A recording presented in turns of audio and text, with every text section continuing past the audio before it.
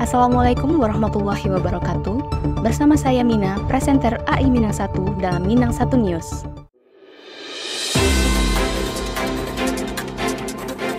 Kepala BNPB Letjen TNI Suharyanto dalam rapat koordinasi penanganan darurat bencana banjir lahar dingin dan longsor pada Senin 13 Mei 2024 mengungkapkan bahwa langkah-langkah darurat yang diambil meliputi pemulihan akses jalan darat menggunakan alat berat, pembersihan material longsor, evakuasi korban, serta koordinasi dengan organisasi perangkat daerah terkait.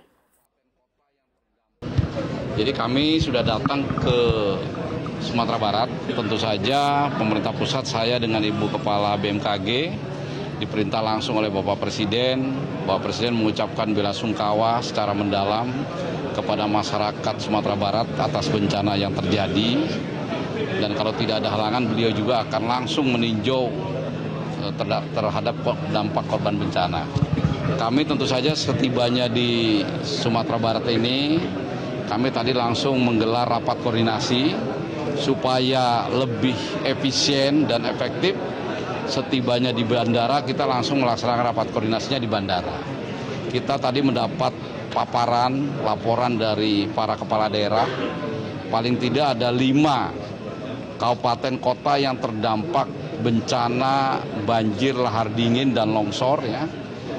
Ada di Tanah Datar, Agam, Kota Padang Panjang, Kota Padang, dan Kabupaten Padang Pariaman. Itu mereka masing-masing memaparkan, dan secara garis besar memang dampak korban jiwa dan manusianya juga cukup besar. Nah, ini tentu saja datanya akan berkembang terus, nanti rekan-rekan wartawan bisa mengupdate setiap hari.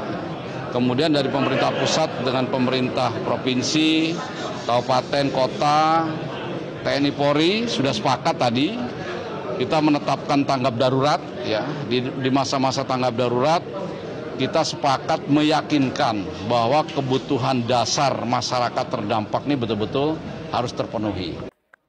Menurut laporan, Suharyanto menyampaikan bahwa korban meninggal dunia akibat bencana ini mencapai 50 orang, dengan 27 orang masih hilang, 37 orang luka-luka, dan 3.396 orang mengungsi. Rincian korban meninggal dunia adalah 2 orang di Kota Padang Panjang, 20 orang di Kabupaten Agam, 19 orang di Kabupaten Tanah Datar, 1 orang di Kota Padang, dan 8 orang di Kabupaten Padang Pariaman. Data ini akan terus berkembang. Untuk membantu pencarian korban yang masih hilang, alat berat harus segera masuk karena Basarnas memiliki golden time selama 6 kali 24 jam. Kami sudah sampaikan bahwa silakan menggunakan alat berat, ya. Pembiayaan yang mungkin berat oleh pemerintah daerah, nanti BNPB yang akan menanggung pembiayaan itu. Kemudian pemerintah daerah bisa mengerahkan alat berat dengan sistem menyewa. Basarnas mencari golden time itu 6 kali 24 jam. Kalau selama 6 kali 24 jam ahli waris, keluarganya masih ingin dicari, kita harus cari. Selain dukungan dalam pencarian dan penyelamatan korban, pemerintah juga berusaha memenuhi kebutuhan dasar masyarakat yang terdampak dengan baik. Pada hari kedua kunjungan kerja, Selasa 14 Mei, Kepala BNPB direncanakan akan mengunjungi daerah terdampak untuk melakukan tinjauan udara guna melihat dampak kerusakan akibat banjir lahar dan longsor. Lokasi tinjauan meliputi beberapa titik di Kabupaten Agam dan Kabupaten Tanah Datar.